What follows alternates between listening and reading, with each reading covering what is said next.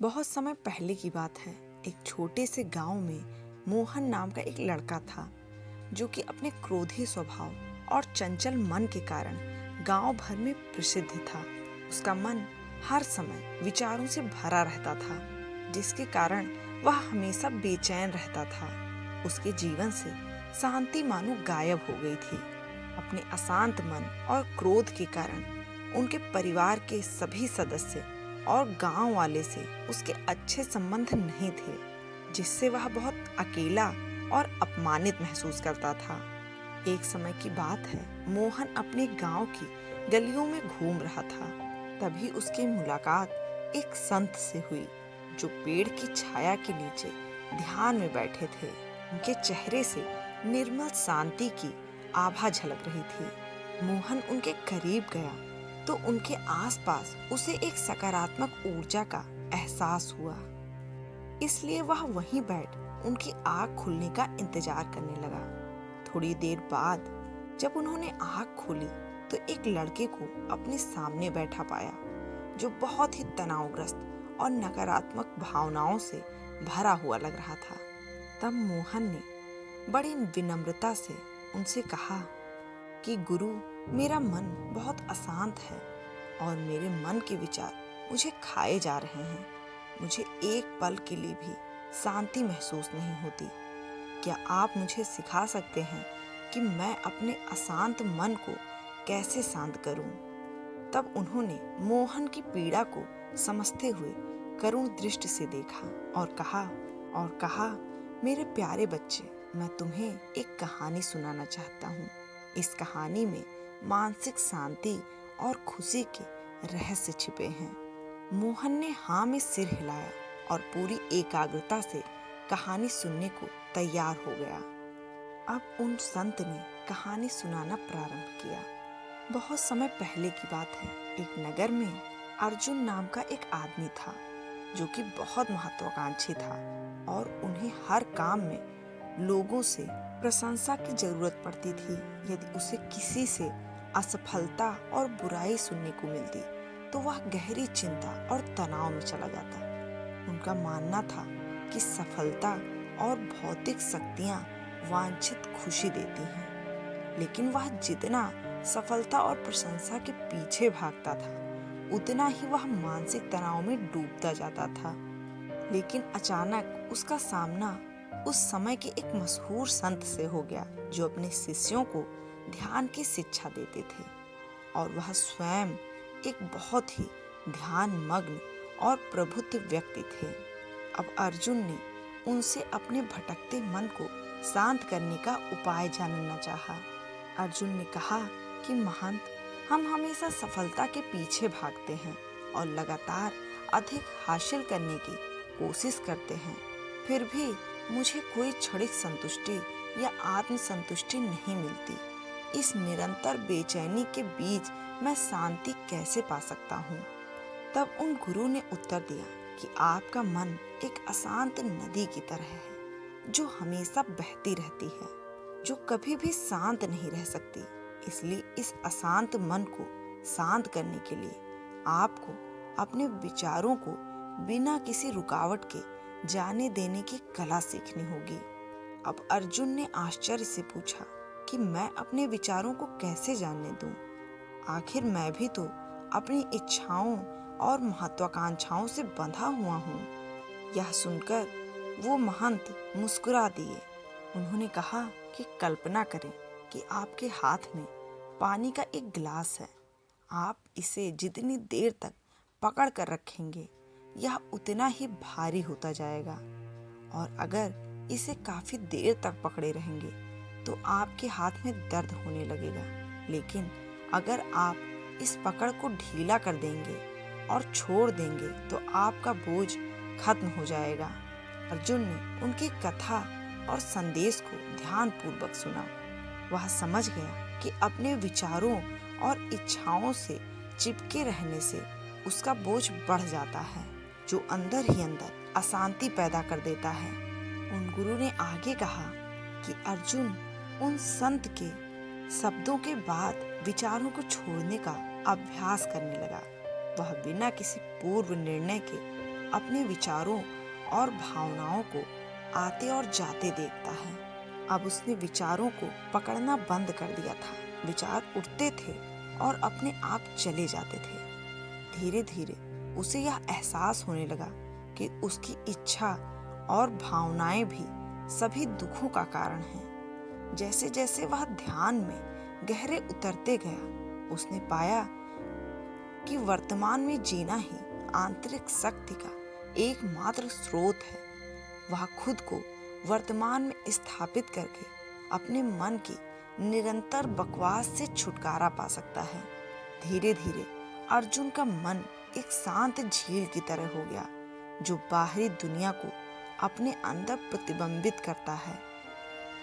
उसने अपने जीवन में सादगी और संतोष को अधिक महत्व दिया और भौतिक संपत्ति के प्रति अपना लगाव छोड़ दिया।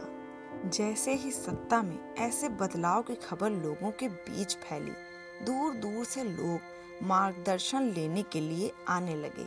लोगों को विचारों के से मुक्त करने की कला सिखाना और उन्हें अपने भीतर शांति खोजने के लिए मार्गदर्शन करना, वह लोगों के बीच शांति और ज्ञान का प्रतीक बन गया। अर्जुन और साधु की कथा समाप्त कर वे संत कुछ देर के लिए चुप हो गए, ताकि इस कहानी का अर्थ मोहन के मन में अच्छी तरह बैठ जाए। अब मोहन की आंखों में एक नई समझ दिख रही थी। मोहन ने कहा कि मुझे इस कहानी में ज्ञान दिखता है, लेकिन मैं इसे अपने जीवन में कैसे लागू करूं? मैं अपने अशांत मन को कैसे शांत करूं? मोहन के इस सवाल पर वे संत मुस्कुराते हैं और फिर कहते हैं कि अशांत मन को शांत करने का अभ्यास आत्म जागरूकता से शुरू होता है। अपने भीतर उठने वाले विचारों का निरीक्षण करने के लिए प्रतिदिन कुछ समय निकालें। उन भावनाओं पर ध्यान दें जो आपके मन में आती हैं और देखें कि वे कैसे आती हैं, और आकाश में गुजरते बादलों की तरह चले जाओ।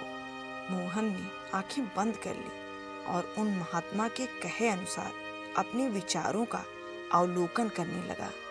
जैसे ही उसने अपने भीतर उठने वाले विचारों पर ध्यान देना शुरू किया, उसे एहसास हुआ कि इसलिए उसे चिंता और इच्छाओं की एक निरंतर धारा अपने अंदर बहती हुई महसूस हुई। सिर्फ एक एहसास ही नहीं, बल्कि उसे एक अद्भुत शांति का एहसास कराया। उसे यह एहसास हुआ कि ये सभी विचार और भावनाएं अलग हैं।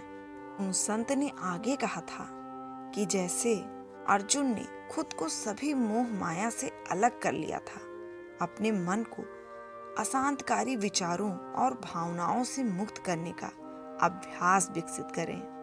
बिना किसी पूर्वाग्रह के विचारों को वैसे ही स्वीकार करें जैसे वह आता है, और फिर धीरे धीरे उन्हें जाने दें और अपना ध्यान वर्तमान क्षण पर केंद्रित करें। विचार और भावनाएं इतनी मजबूत हों कि वे बनी ही रहें और दिमाग से निकलने से इनकार कर दें।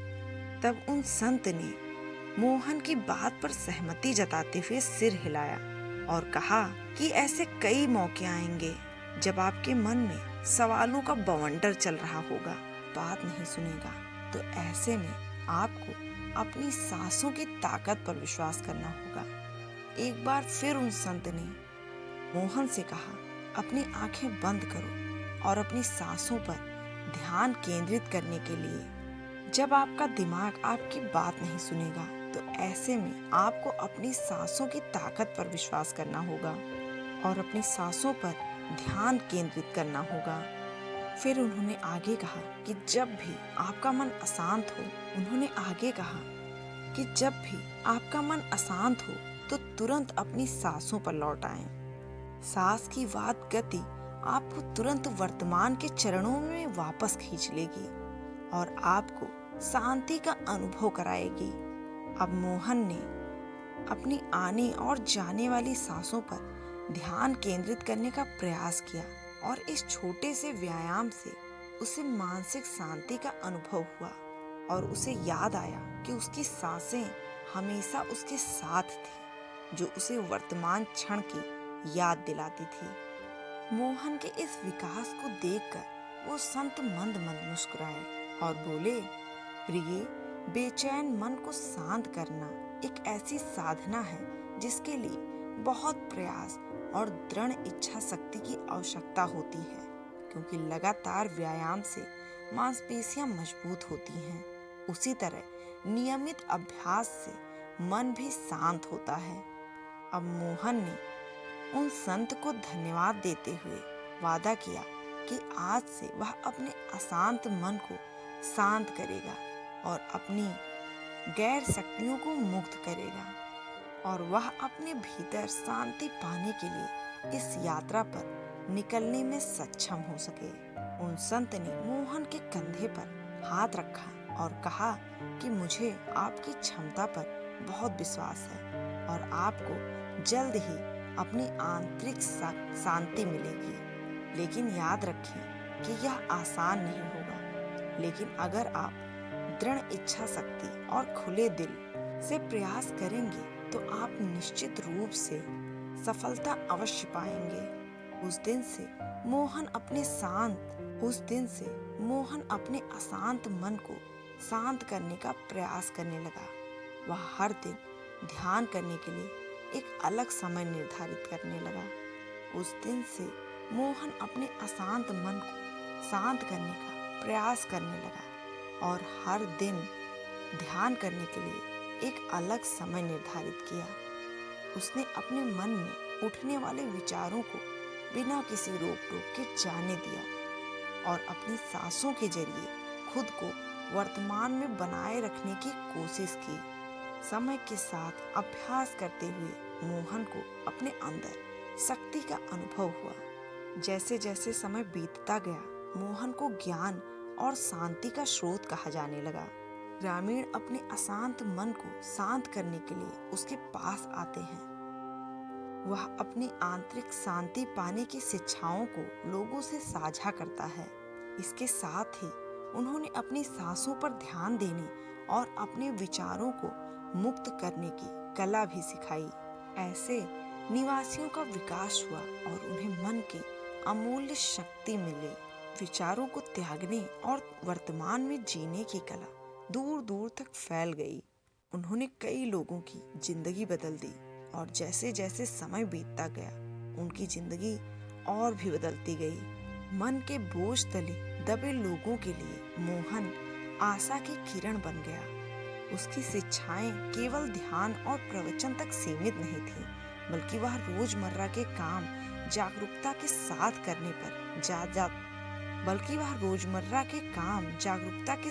करने पर ज्यादा जोर देते थे। वह लोगों को अपनी भावनाओं के प्रति जागरूक रहने की याद दिलाते थे। इस बात पर ध्यान दें कि आप दिन भर में क्या करते हैं और अपने आसपास होने वाली घटनाओं पर आप कैसे प्रतिक्रिया करते हैं। हर काम पूरी जागरूकता के साथ करें। जब आप खाएं तो प्रत्येक टुकड़े का स्वाद का आनंद लें। जब आप सूरज की रोशनी के सामने खड़े होते हैं तो उसकी गर्मी महसूस करें। लोग क्या कहते हैं उसे ध्यान से सुनें और समझें। छोटे छोटे बदलावों से लोगों के जीवन में चमत्कारिक परिवर्तन आए। अब उसकी शिक्षाओं से लोगों ने सीखा कि जीवन का आनंद वर्तमान में जीने में है। इसलिए हमेशा वर्तमान में जिएं, अतीत की चिंता न करें, हमेशा अपने वर्तमान को संवारें। तो दोस्तों, आशा है आपको ये कहानी अच्छी लगी होगी और आपने जरूर इससे कुछ सीखा होगा।